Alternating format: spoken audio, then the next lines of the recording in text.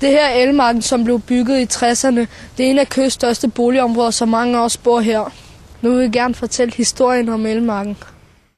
Det er 47 år siden det første spadestik til Ellemarken blev taget, og 40 år siden den sidste blok blev færdig. En af dem, der kender Ellemarken godt, er Jana Gisli. Hun begyndte at komme i området i 1973, da hun blev leder af fritidsklubben Spidsen. I 1987 sluttede hun til Ellemarken, og hun er i dag medlem af Boligforeningens bestyrelse. Jeg er meget glad for at bo i Ellemarken, fordi har dejligt og grønt område, og er pænt, stille og roligt. Det specielle ved Ellemarken er, at den blev planlagt som en helt ny bydel og ikke kun som et beboelsesområde. Alt, hvad man havde brug for, skulle være i Ellemarken. Altså, man kan jo starte med vuggestuen og gå hele vejen rundt, og børn og unge kan gå ned i Spidsen, og så kan man vandre rundt til butikken, og ja, så er der er også et krematorie, det må vi jo ikke glemme. Og så er der gymnasium og folkeskole, og hernede der bor alle dem, som er handicappede og ikke kan klare sig selv. De bor hernede i den anden ende. Så vi er jo et område, der trækker rigtig meget, og det synes jeg er rart. Ellemarken blev bygget i 60'erne. Dengang gik udviklingen stærkt, og Køge havde brug for en masse nye boliger i en fart. Det var DAB, der stod for opgaven, og arkitekterne Knud Thorberg og Magnus Steffensen, der tegnede blokken. Fra starten var det ikke meningen, at bygningerne skulle være pæne. De skulle virke og være hurtigt færdige. Altså selve bygningerne, de lignede sådan nogle gamle østeuropæiske bygninger, altså når man ser sådan billeder fra Bulgarien og Rusland og sådan noget. Men det var jo så moderne dengang, og det var ikke så pænt, synes vi, der boede herude.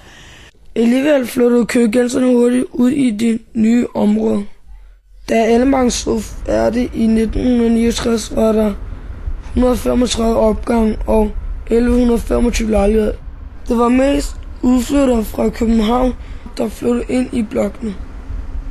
Claus Blichfeldt har boet i Ellemarken i 35 år. Det var en rigtig fed tid, det var det.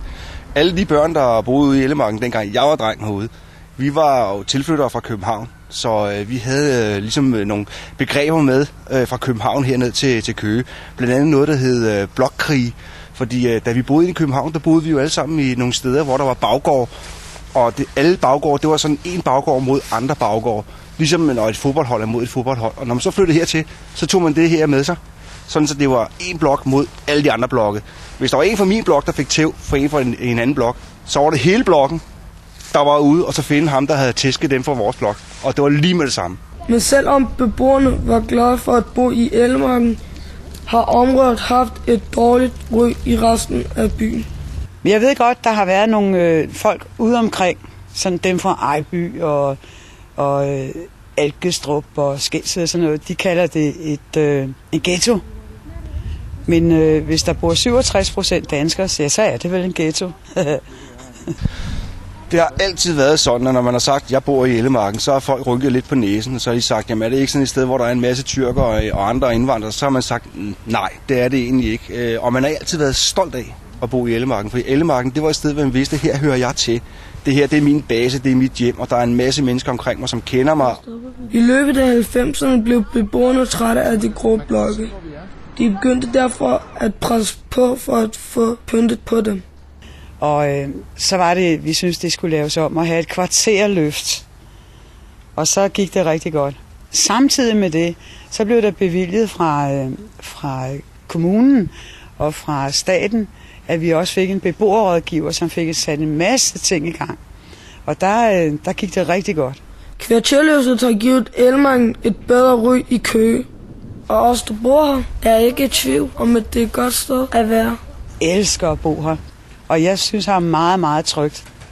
Jeg synes det i hvert fald.